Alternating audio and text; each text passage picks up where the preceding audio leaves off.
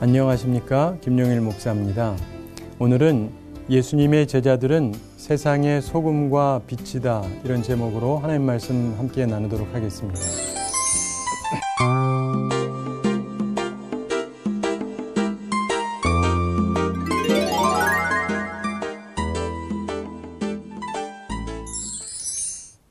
나는 누군가, 우리는 누군가, 이 정체성에 대한 이해는 굉장히 중요한 것입니다.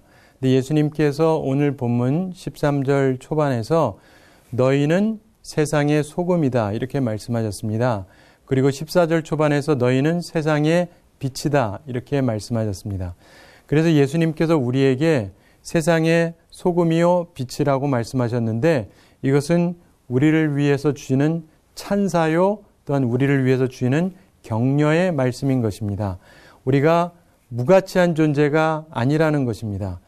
우리 천국 시민들은, 예수님의 제자들은 아무리 보잘것없어 보이는 사람이라 할지라도 오히려 우리들만이, 예수님의 제자들만이 세상의 소금이요 빛이다, 이렇게 말씀해 주시는 것이죠.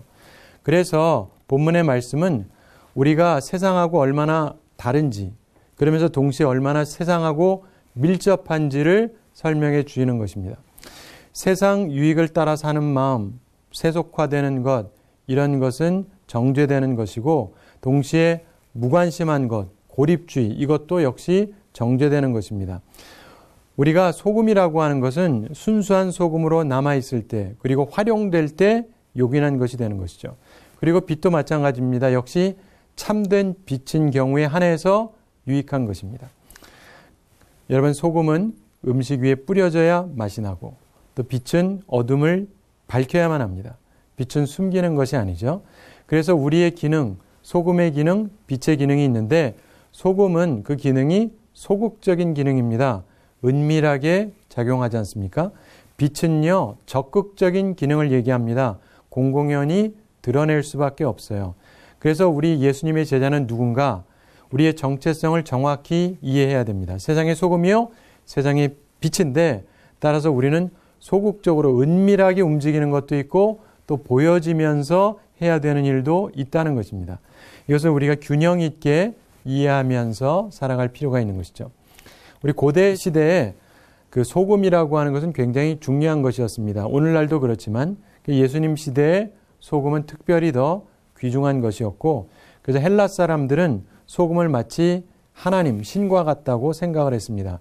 그리고 로마 사람들은 노래하면서 태양과 소금보다 더 유용한 것은 없다, 이렇게까지 표현을 했었던 것입니다. 근데 예수님께서 우리가 이 세상의 소금이라고 말씀하시는데요. 이 소금에 대해서 우리 잠깐 생각해 보겠습니다. 예수님 당시에 그 사람들이 생각하던 소금의 세 가지 특색이 있었는데, 첫째 특성이 순결함입니다. 소금은 하얀색이지 않습니까? 그래서 로마 사람들은요, 소금이 세상에서 가장 순수하다, 이렇게 생각했습니다. 왜냐하면 태양이 순수한데 그 태양과 바다에서 나왔기 때문에 순수하다, 이렇게 생각을 했습니다.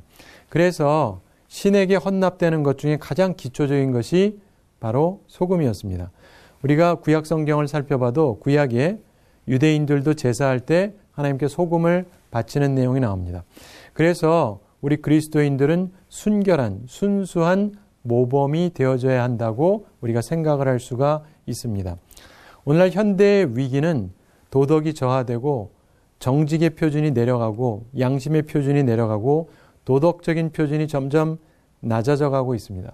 거짓말과 이중성이 늘어나고 있는데, 우리가 야고보가 말했던 것처럼 자기를 지켜서 세속에 물들지 않게 해야 됩니다. 그리고 우리는 순수함을 항상 유지해야 되는 것이죠. 여러분, 순결에 관해서, 순수함에 관해서 두 종류의 사람이 있습니다. 그 사람이 있으면 도덕적인 표준, 신앙의 표준이 낮아지게 만드는 사람이 있어요. 또 다른 사람이 있는데, 그 사람이 함께하면 도덕적인 표준, 정직, 양심, 신앙의 표준, 이런 게 순수해지고 순결해지도록 만드는 사람이 있습니다. 나는 어떤 사람인가 생각해 보시기 바랍니다. 내가 가면 도덕 기준이 낮아지고 신앙의 수준이 낮아지느냐, 아니면 내가 가면 순수해지는가? 이걸 보면서 우리가 하나님 앞에서 항상 순수한 모습을 갖는 사람들이 되기를 바랍니다. 소금이 가진 두 번째 중요한 기능 중에 하나가 방부제 역할이죠.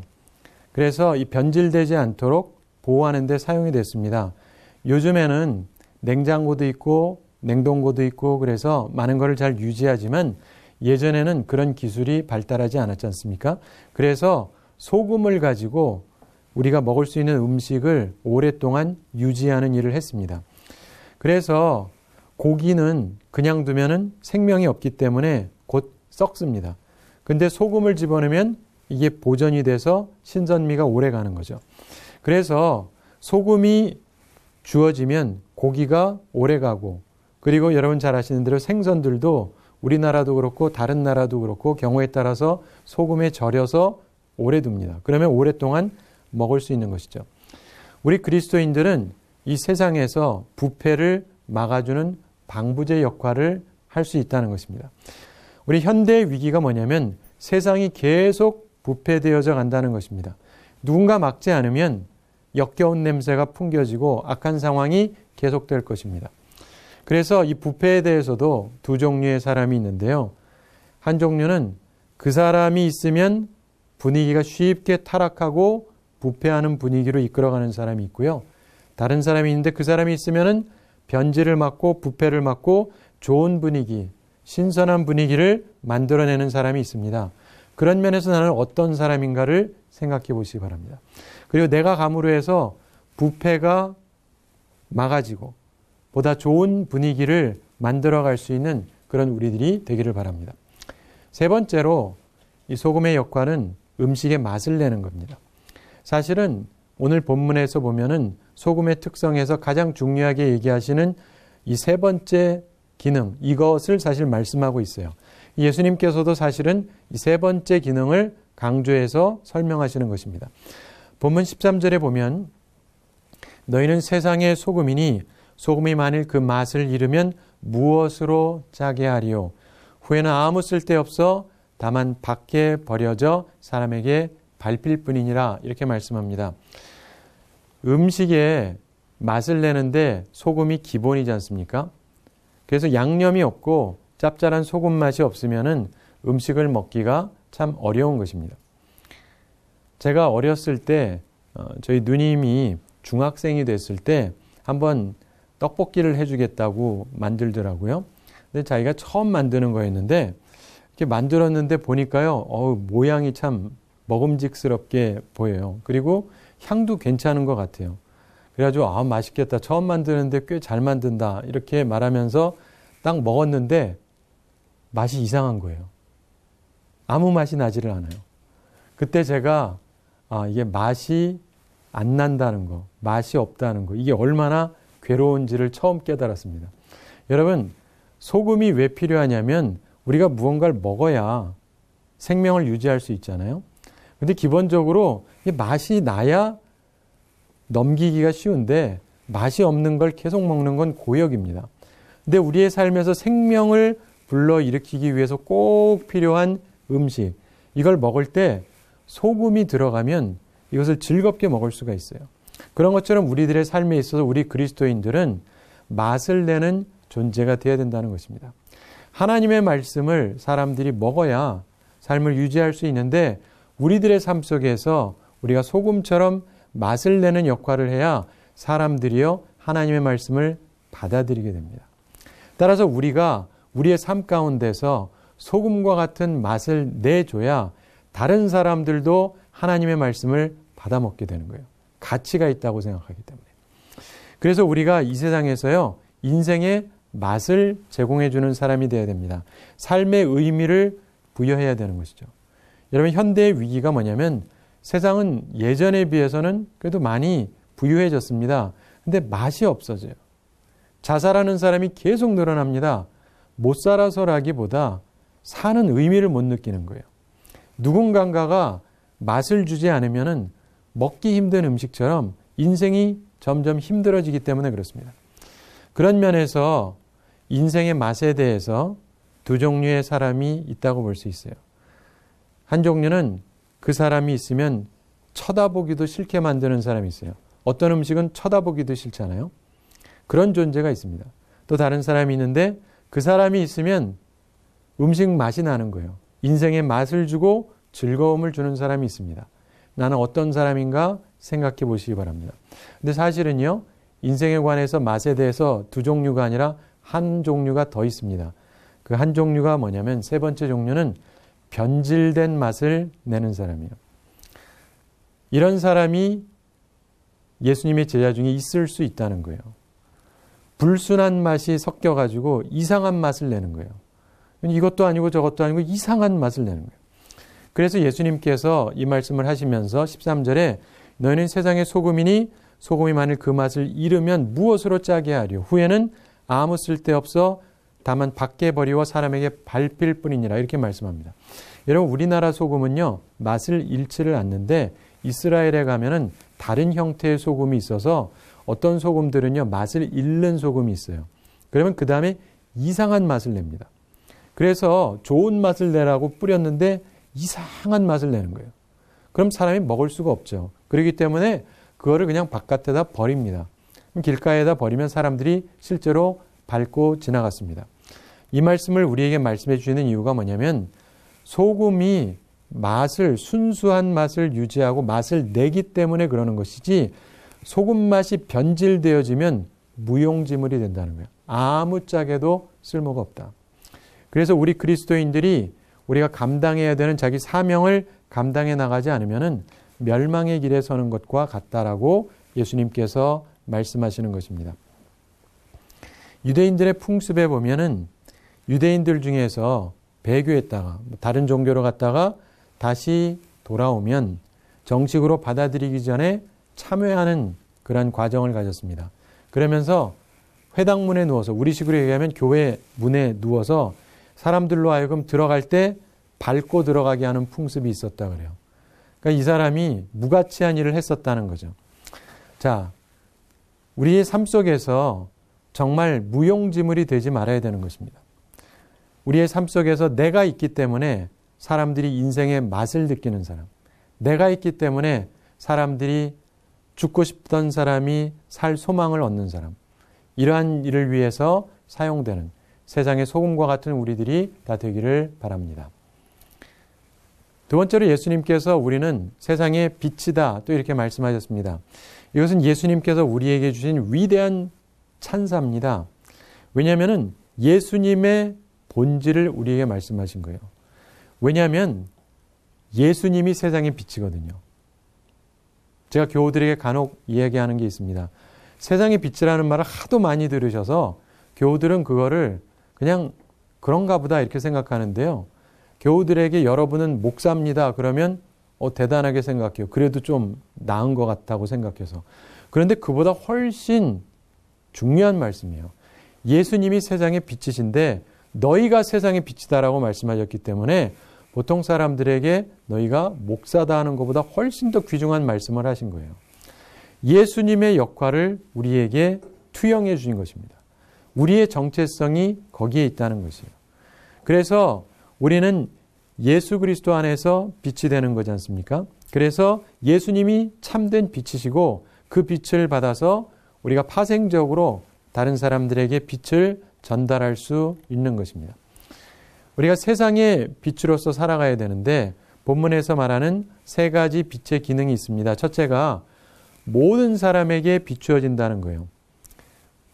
14절에 보면 너희는 세상의 빛이라 산 위에 있는 동네가 숨겨지지 못할 것이요. 빛 때문에, 그리고 산 위에 있기 때문에 다 보이지 않습니까? 15절에 사람이 등불을 켜서 말 아래 두지 아니하고 등경 위에 두나니 이러므로 집안 모든 사람에게 비치느니라. 그래서 이 빛의 기능을 얘기하실 때는 은밀한 것이 아니라 보여지는 기능을 얘기합니다. 그래서 적극적인 의미를 얘기하는 거죠.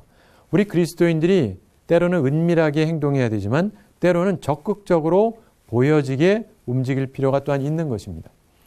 비추기 때문에 따르는 일들이 있습니다. 특별히 인도자로서 혹은 경고자로서 이러한 역할을 하게 되는데 인도자로서의 역할을 한번 생각해 보세요. 어두운 밤이 됐습니다. 캄캄해요. 근데 빛이 있으면 사람의 길을 밝히 보여주어서 인도자 역할을 합니다. 우리 그리스도인들이 그렇게 모범이 되어야 한다는 것입니다.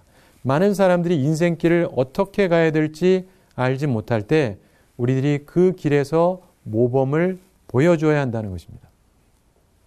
여러분, 오늘날 많은 사람들이요, 어떻게 살아가야 되는지, 어떻게 사랑해야 되는지 알지를 못합니다. 요즘에 동성연애자들도 있잖아요. 왜 그런지 아세요? 어떻게 사랑하는지를 잘 보지를 못해서 그래요. 오늘날 우리 그리스도인들이 해야 되는 가장 중요한 것은요, 우선 우리가 모범을 보여야 됩니다. 사랑이라는 것이 무엇인가? 어떻게 남녀가 사랑할 수 있는가? 어떻게 행복한 가정을 꾸며나갈 수 있는가? 어떻게 이 속에서 생명이 탄생하고 주의 교훈과 훈계로 양육할 것인가? 그러면서 사람들에게 하나님의 본래의 계획, 그 순전한 계획 속에 있는 행복한 모습을 우리가 먼저 보여줘야 되는 것입니다. 근데 오늘날 그 모범이 많이 사라지고 있거든요. 그러니까 많은 사람들이 어떻게 해야 될지를 몰라요. 그래서 우리는요, 인도자 역할을 해야 됩니다. 세상에서 무엇이 생명을 주는 것이고 무엇이 참된 행복이고 무엇이 온전한 것인지를 보이는 우리들이 되기 바랍니다. 또한 빛이 되기 때문에 하는 것 중에 하나는 경고를 주는 겁니다. 위험을 밝히 보여주는데 그래서 필요한 충고를 전달해 주는 것이죠. 우리 그리스도인들은요, 단순히 좋은 것만 보이는 것이 아니라 필요할 때 경고를 해야 되는 것입니다. 여러분, 누군가가 하나님의 말씀에 어긋나게 살아가고 있어요. 그걸 잘한다고 말할 수 없습니다. 지옥 갈 사람에게 평안을 선언할 수는 없잖아요. 경고함으로 해서 그 사람이 돌이키도록 해줘야 되는 것입니다.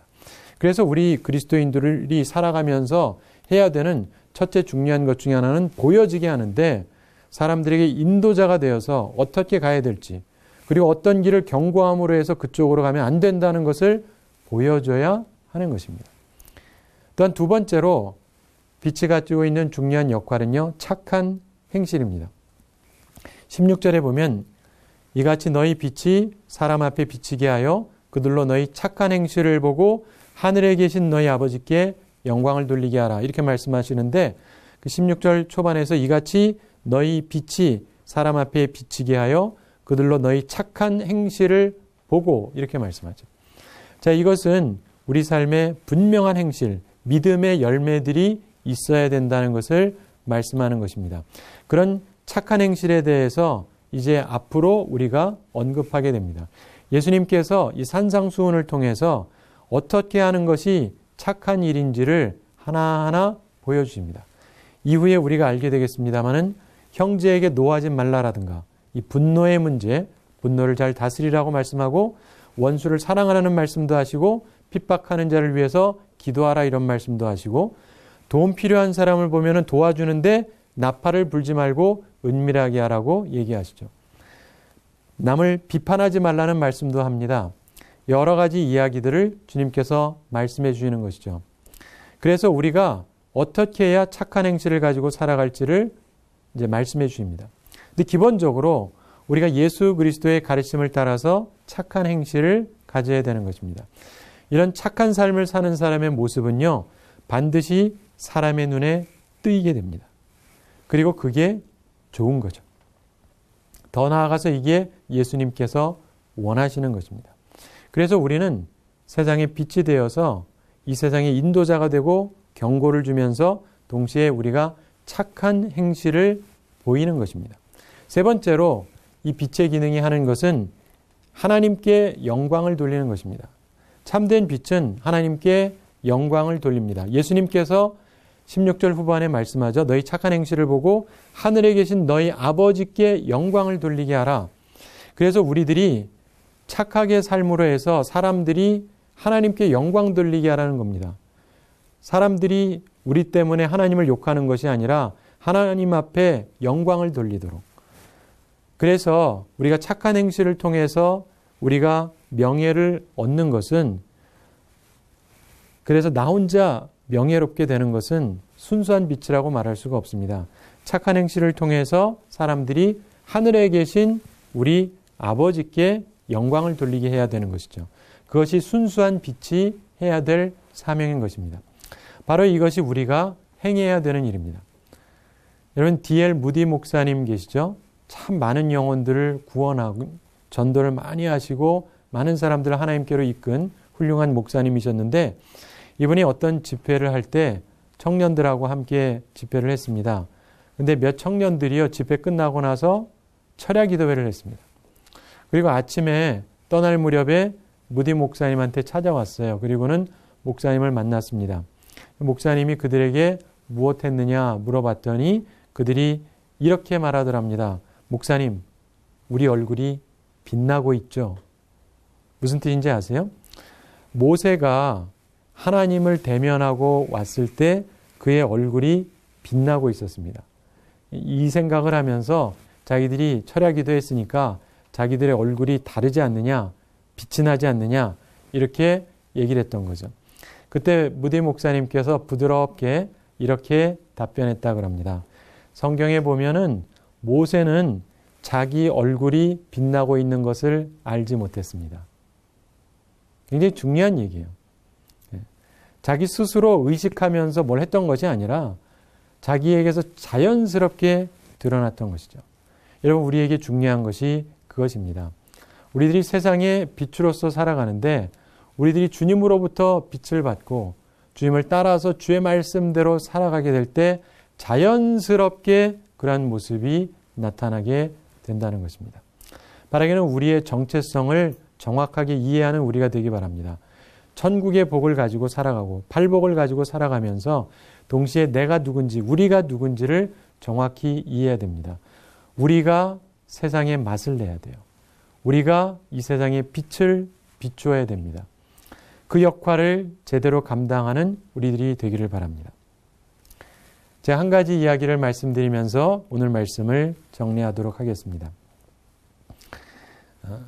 백화점의 왕으로 알려진 워너메이커 이 회장이 있을 때 어떤 사람이 질문을 했습니다.